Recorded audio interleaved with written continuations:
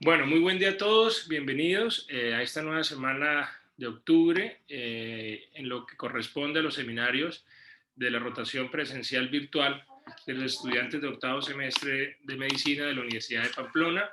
En esta ocasión tenemos un seminario enfocado en el tema de cuerpo extraño en vía aérea, presentado por los doctores Juan Camilo Helves, Michael Guerra y Jaime Leonardo Guarí. Doctores, bienvenidos.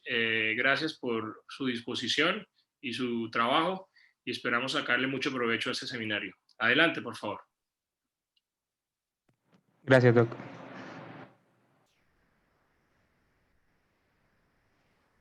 A manera de introducción, pues la aspiración de un cuerpo extraño es una emergencia que puede llegar a ser potencialmente mortal. El 75% de los casos va a ocurrir en niños menores de 3 años, de entre 1 y 3. Sin embargo, la aspiración de cuerpo extraño también pues, va a ocurrir en adultos y en personas mayores. La incidencia estimada en estos grupos de edad no está como muy conocida todavía, pero en la literatura se sitúa que es en torno al 0.2 al 0.33% de todas las broncoscopias realizadas. Para tener un concepto histórico, el primer caso publicado de extracción endoscópica ocurrió en marzo de 1897, cuando un agricultor alemán experimentó disnea, tos y hemoptisis después de aspirar un hueso de cerdo, con un esofagoscopio Mikulix-Rosenheim modificado, que es un tubo rígido iluminado con un espejo y unas piezas rígidas. El doctor Gustav Killian extrajo la astilla del bronquio principal derecho. Actualmente se realizan broncoscopios tanto rígidos como flexibles para esta indicación en función de la edad del paciente y de la naturaleza del cuerpo extraño. Con respecto a la epidemiología, la mayoría de las aspiraciones de los cuerpos extraños en las vías aéreas ocurren en niños menores de 15 años, siendo los niños de 1 a 3 años los más susceptibles. La materia vegetal tiende a ser el cuerpo extraño más común de las vías respiratorias y los cacahuates son el alimento aspirado más común. Em, Otro informe de Sheng y sus colegas determinó que entre los años 2000 y 2009, los pacientes pediátricos hospitalizados en Estados Unidos con cuerpos extraños en las vías respiratorias tenían una tasa de mortalidad aproximadamente del 2.75%, y esta tasa se mantuvo relativamente sin cambios durante ese periodo. Y también entre el 2000 y el 2009, la tasa mundial anual de ingreso hospitalario en Estados Unidos para niños diagnosticados con cuerpo extraño en las vías respiratorias fue de 6.6 por cada 10.000 pacientes pediátricos. Con respecto a la fisiopatología, después de que ocurre la aspiración del cuerpo extraño, este puede asentarse en 3 sitios anatómicos, que son la laringe, la tráquea y los bronquios. De los cuerpos extraños aspirados, entre el 80 y el 90% se van a alojar en los bronquios. En los adultos, los cuerpos extraños bronquiales tienden a alojarse en el bronquio principal derecho debido a su menor ángulo de convergencia en comparación con el bronquio izquierdo y debido a la ubicación de la carina a la izquierda de la línea media. Varios artículos han demostrado la misma frecuencia de cuerpos extraños bronquiales derecho e izquierdo en niños, y los objetos más grandes tienden a alojarse en la laringe o en la tráquea. La presentación clínica. En general, la aspiración de los cuerpos extraños se produce en las siguientes 3 fases. La primera sería la fase inicial, que presenta asfixia y jadeo, tos u obstrucción de las vías respiratorias en el momento de la aspiración. Seguimos con la fase asintomática, que es el alojamiento posterior del objeto con relajación de los reflejos, que a menudo resulta en una reducción o el cese de los síntomas que puede durar entre horas a semanas. Y por último tenemos la fase de complicaciones, que el cuerpo extraño va a producir erosión u obstrucción que conduce a neumonía, atelectasia o abscesos. La presentación clínica va a depender de la ubicación del cuerpo extraño. Un cuerpo extraño grande alojado en la laringe o en la tráquea puede producir una obstrucción completa de las vías respiratorias, ya sea por las dimensiones del objeto o por el edema resultante. Los cuerpos extraños laríngeos se presentan con obstrucción de las vías respiratorias y ronquera y afonía. Los cuerpos extraños traqueales se presentan de manera similar a los cuerpos extraños laríngeos, pero sin ronquera ni afonía. Los cuerpos extraños traqueales pueden mostrar sibilancias similares al asma. Los cuerpos extraños bronquiales se presentan típicamente con tos, sibilancias unilaterales, disminución de los ruidos respiratorios, pero solo el 65% de los pacientes van a presentar esta tríada clásica. La aspiración de un cuerpo extraño puede simular otros problemas respiratorios como el asma. La aspiración del cuerpo extraño va a diferir en la presencia de sibilancias unilaterales y la disminución de los ruidos respiratorios. Bueno, a continuación, para hablar de la clasificación de los cuerpos extraños, es importante aclarar que no hay como tal una clasificación estándar. Sin embargo, perdón, en los artículos nos ofrecen esta clasificación que se va a dividir en 3 ítems, las cuales van a ser que nos ofrecen una clasificación clásica, donde vamos a tener en cuenta la edad del paciente, el tipo de objeto que se va a incrustar en la vía aérea y la localización, como mencionó el compañero, ya puede ser en la tráquea, la laringe o en los bronquios. También nos hablan de un grado de obstrucción en la vía aérea, si va a ser parcial o completa, y también el origen del cuerpo extraño, si va a ser endógeno, como pueden ser masas de moco, o residuos de alguna otra patología, como puede ser la bronquitis plástica, y exógenos, pues cualquier objeto externo que se aloje en la vía aérea. Siguiente, por favor. En los hallazgos radiológicos también cabe mencionar de que no siempre se van a encontrar en las radiografías dicho objeto, más cuando dicho objeto es radiopaco. Sin embargo, las radiografías de tórax posterior anterior o lateral se realizan en casi todos los pacientes que tengan sospecha de cuerpo extraño. En cuanto a la tomografía, es importante muchas veces para el plan de intervención de dicho paciente o en pacientes geriátricos donde los síntomas no son muy específicos. Unos datos importantes a tener en cuenta es que los cuerpos extraños radiopacos pueden visualizarse, en radiografías aproximadamente en el 26% de los casos. Y los cuerpos extraños metálicos son muy fáciles de identificar. Sin embargo, estas obstrucciones, casi no se presentan. Y en el 20% de los casos de sospecha de cuerpo extraño, la radiografía puede ser normal. Es decir, que una radiografía normal no va a excluir el diagnóstico de cuerpo extraño. Aquí hay que guiarse también por los síntomas que presenta el paciente, que van a ser, puede ser consolidación en el 43% de los casos, bronquiectasias en el 5% de los casos y atelectasias en el 15% de los casos. También puede presentar complicaciones como empiema, abscesos, inflamación, derrames pleurales en algunos casos. Siguiente, por favor.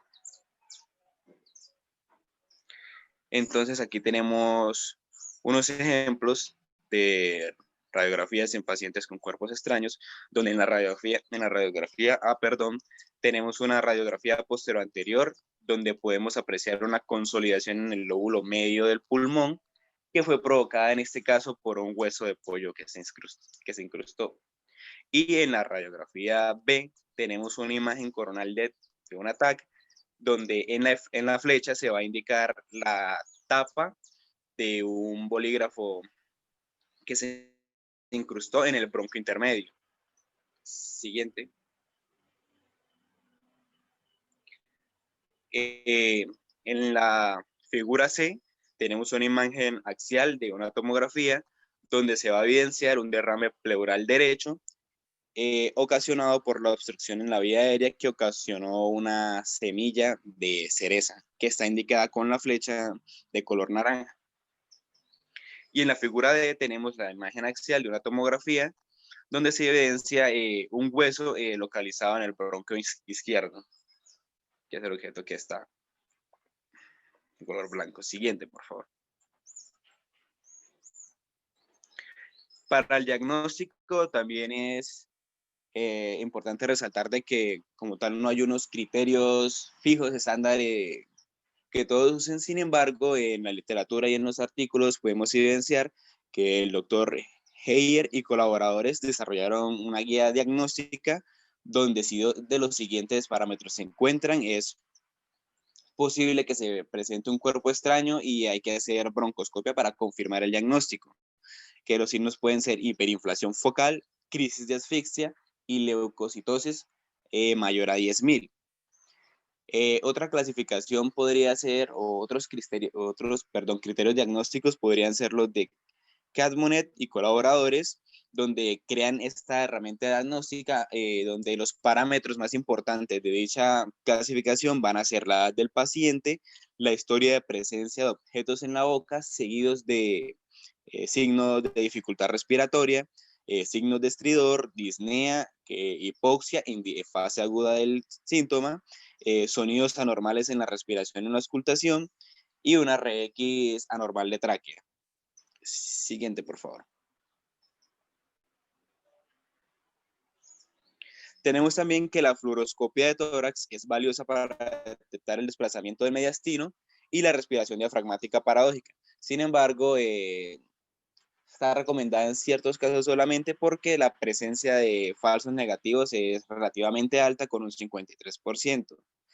Y la tomografía también es importante. Sin embargo, en pacientes pediátricos, al tener el paciente que estar quieto en ese momento, pues si ellos sienten dificultad respiratoria, no va a ser tan fácil en estos casos de que el niño pues se deje realizar una tomografía.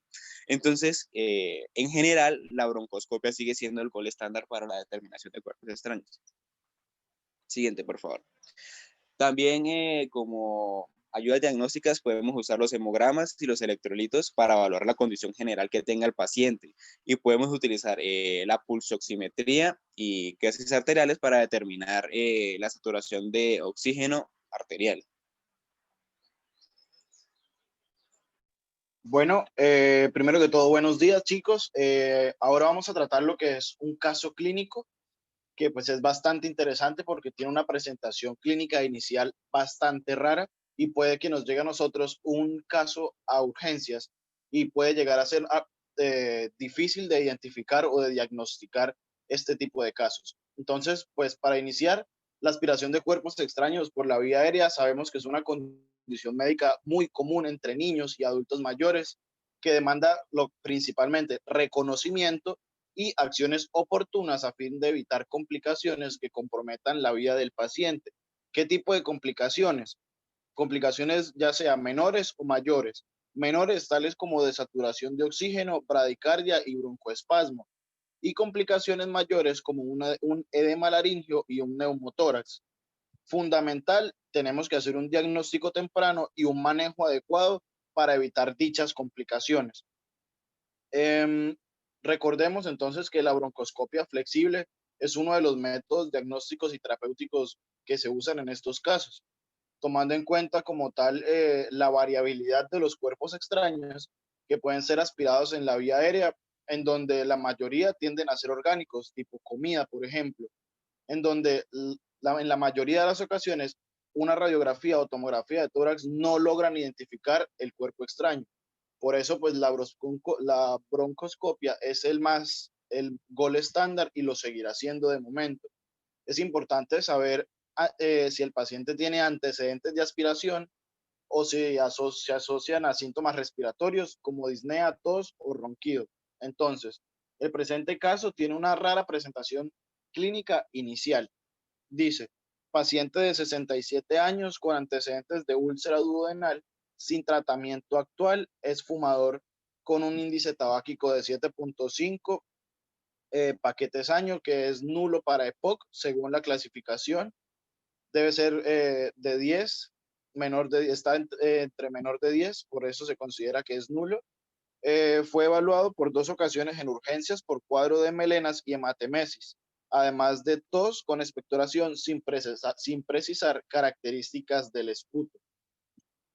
En su último ingreso se realiza una endoscopia digestiva alta, la cual reporta una gastropatía moderada sin evidencia de sangrado activo. Siguiente, por favor.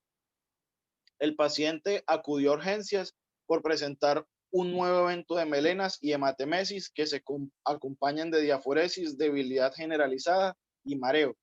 No hay una descompensación hemodinámica en el paciente, ingresa a emergencia con palidez generalizada, tacto rectal negativo, que es importante para hacer un diagnóstico diferencial, un hematocrito del 24%, 12 puntos menos en relación al hematocrito de hace un mes. Importante esos datos, se decide compensación y nueva endoscopia digestiva alta y durante este procedimiento se evidencia que el sangrado proviene de la vía aérea inferior.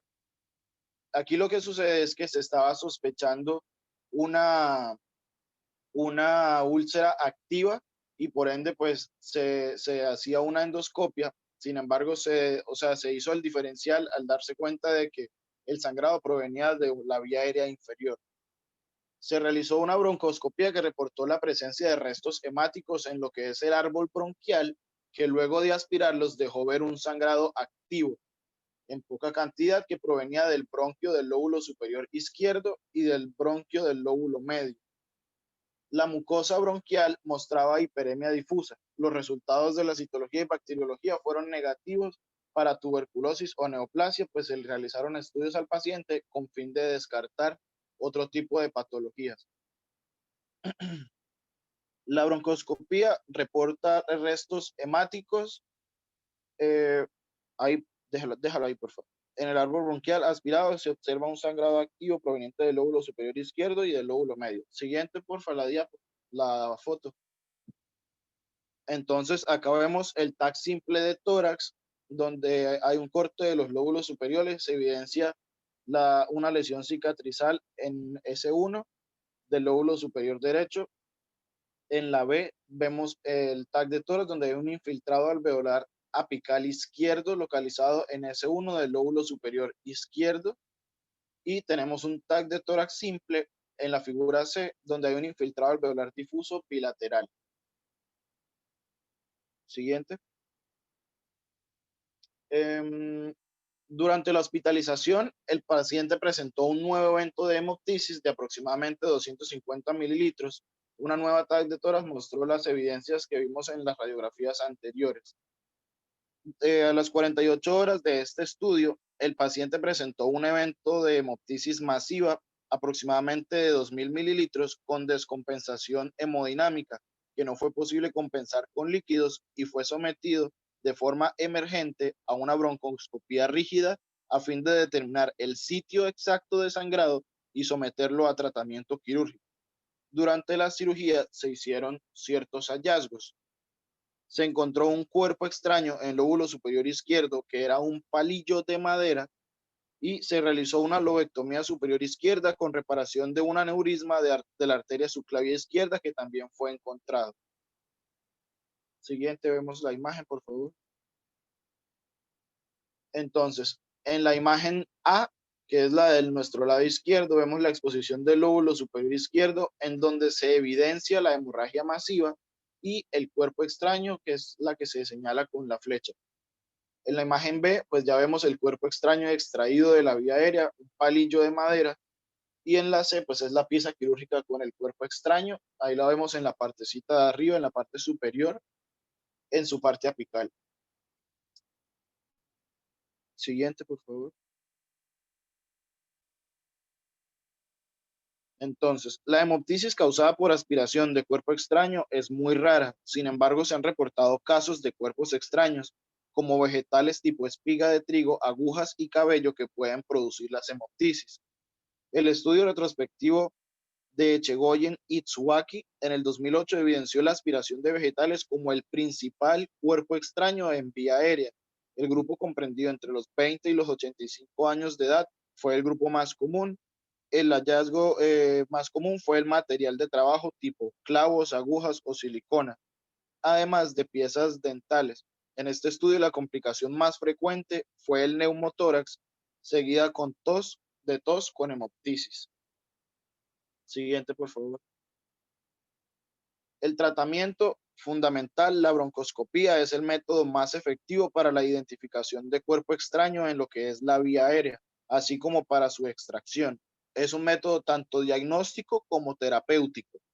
Al identificar la ubicación del material aspirado, es posible su remoción sin mayores complicaciones o intervenciones. Al paciente se le consultó por los hábitos y resultaba que el paciente solía tener palillos de madera y pues un día se quedó dormido con un palillo de madera en la boca y por ende eh, hubo la aspiración del palillo de madera y terminó en la vía aérea inferior. Siguiente. Bueno, esto es un cuadro que nos sirve a nosotros como guía para lo que es evaluar de primera instancia lo que es un paciente que nos llega a nosotros con dificultad respiratoria o tos. Entonces, primero que todo, tenemos que evaluar la tos y decirle al paciente que tosa, mejorar la tos. Si la tos es efectiva, hay que decirle al paciente que pues continúe con el proceso, se observa por signos de mejoría o de deterioro del paciente. En caso de que la tos sea inefectiva, evaluamos lo que es la conciencia. Si el paciente se encuentra consciente, seguimos dos tipos de recomendaciones, ya eso a gusto del médico. Según el Consejo de Resucitación Europea, damos en casos de 5 golpes en la espalda más 5 compresiones de pecho o 5 compresiones abdominales. Y según la Asociación Americana del Corazón, si el niño es menor de 1 año, se dan 5 golpes de espalda más 5 compresiones de pecho. Y si el niño es mayor de 1 año, se dan, ahí dice, empuje abdominal o se hace maniobra de Heimlich. En caso de que el paciente pierda la conciencia, según el Consejo Europeo de Resucitación, se abre la vía aérea y se dan 5 respiraciones y se inicia lo que es una resucitación cardiopulmonar en el paciente. Y según la AJA, se inicia la resucitación directamente y se realizan 30 compresiones de pecho. Se abre la boca, remover el cuerpo aéreo, el cuerpo extraño en caso de que pues, se observe, se mete el dedo y se hace un barrido y pues se retira el cuerpo aéreo que si, en caso de que lo veamos directamente.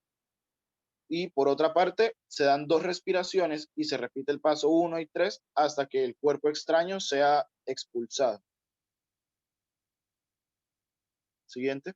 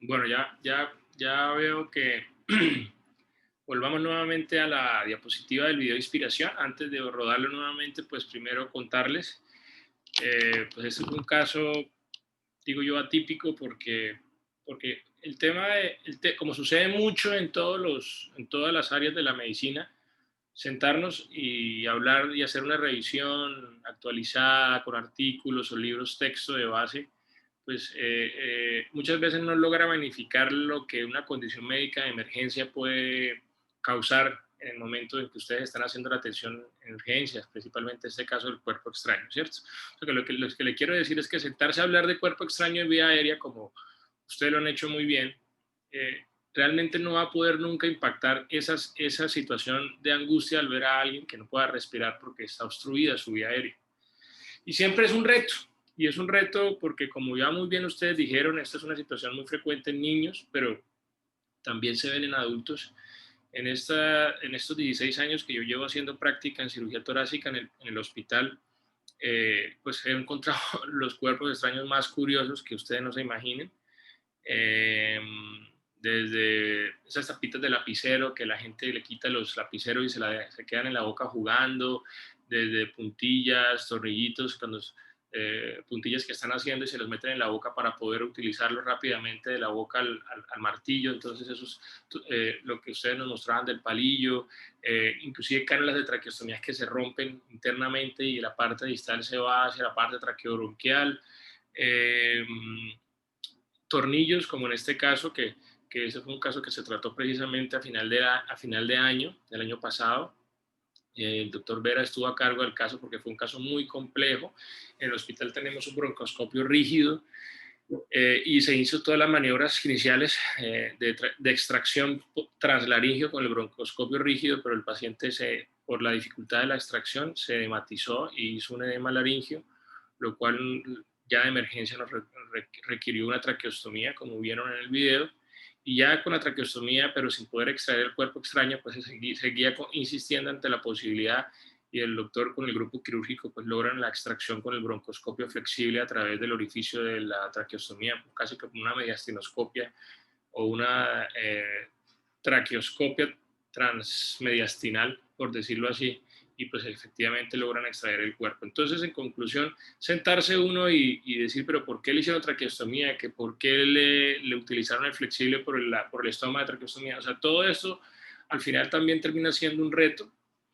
Como muy bien ustedes hablaron, la importancia de los pacientes es poder garantizarles pues su soporte vital, siempre priorizando pues el ABC. Y una vez pues tenemos el paciente estabilizado en lo posible, pues hay que tratar de hacer un estudio endoscópico idealmente rígido, porque el broncoscopio rígido permite ventilar y permite también tener un canal de trabajo con la utilización de instrumental o pinzas que son un poco más rígidas, fáciles de utilizarse para extracción de cuerpos extraños. El hecho de que usemos un broncoscopio flexible, pues no es que esté mal, pues ese es el recurso que se tiene, pero siempre es un reto. De verdad que yo, cuando ustedes escogieron este tema, me parece muy importante, muy frecuente. Llegamos aquí a nuestro hospital, en nuestra región, llegan muchos pacientes con cuerpos extraños en vía aérea, y pues tenemos, gracias a Dios, unas tasas de éxito pues muy altas en cuanto a la recuperación, pero ya una vez se saca el cuerpo extraño, pues uno como que olvida todo el esfuerzo, y pues ese esfuerzo, como en este caso de inspiración, creo que fueron como unas 5 o 6 horas de paciente en sala de urgencia, porque entró por urgencias, no me equivoco, fue un viernes o un sábado, precisamente final de año, y pues lo importante fue que se le pudo ayudar al paciente. Entonces, volvamos a rodar el video, por favor. Entonces ahí se ve la placa perfectamente, era un tornillo muy pequeño, si se dan cuenta, la base del tornillo de la cabeza era bastante grande, lo cual ahí en el endoscopio se ve la dificultad que había para tratar de tomarlo con las pinzas, tanto dentro del broncoscopio rígido como flexible. Ya después se le hace la traqueostomía por el edema laringio. No es porque la traqueostomía se haga en todos los cuerpos extraños, no, sino que como usted está trabajando a través de la laringe, ya hay un momento en donde la laringe se hematiza, y anestesia o anestesiólogo, pues con toda la angustia, pues se obstruye más, no solamente por el cuerpo extraño, sino por el edema laringio. Entonces le hacemos la traqueostomía, y afortunadamente al final de todo ese esfuerzo se logra con la decanulación temporal la extracción del cuerpo extraño. La extracción ahí lo ven. Se vuelve nuevamente a canular el paciente. Esa cánula de traqueostomía básicamente se dejó menos de 8 días, porque el paciente después se desinflama, y la obstrucción de la laringe pues se resuelve. Por tal razón pues hay que decanular al paciente, porque ya no se requiere la traqueostomía. Pero eso es todo un escenario en el cual nosotros pues nos enfrentamos día a día. ¿Me muestran la bibliografía, por favor?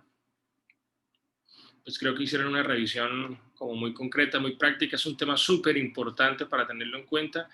Y bueno, no sé si alguno de los asistentes tiene alguna pregunta del caso, alguna pregunta del tema.